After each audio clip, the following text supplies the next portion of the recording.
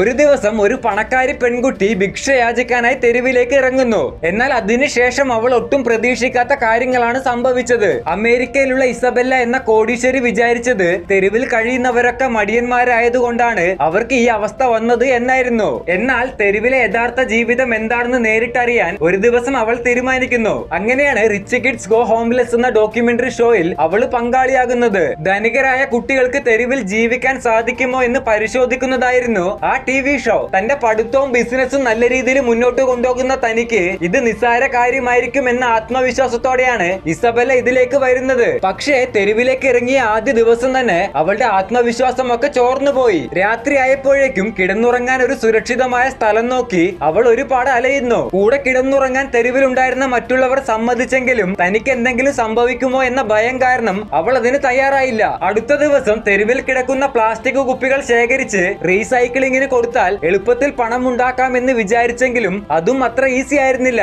ID കാർഡും മേൽവിലാസവും ഒന്നും ഇല്ലാത്തതുകൊണ്ട് ഒരു സ്ഥലത്തും ജോലിക്ക് കയറാനും കഴിയത്തില്ല. ഷോയുടെ തുടക്കത്തിൽ താൻ ഒരിക്കലും ഭിക്ഷയാചിക്കില്ല എന്ന് പറഞ്ഞ ഇസബെല്ലയ്ക്ക് വിശപ്പ് സഹിക്കാനാവാതെ മറ്റുള്ളവരുടെ മുന്നിൽ കൈ നീട്ടേണ്ടി വന്നു. വെറും 3 ദിവസം കൊണ്ട് തന്നെ തെരുവിൽ കഴിയുന്നവര് മടിയന്മാരല്ലെന്നും ID കാർഡോ മേൽവിലാസമോ ഒന്നും ഇല്ലാത്തതുകൊണ്ടാണ് അവരിങ്ങനെ തെരുവിൽ കഴിയേണ്ടി വരുന്നതെന്നും അവൾ മനസ്സിലാക്കുന്നു.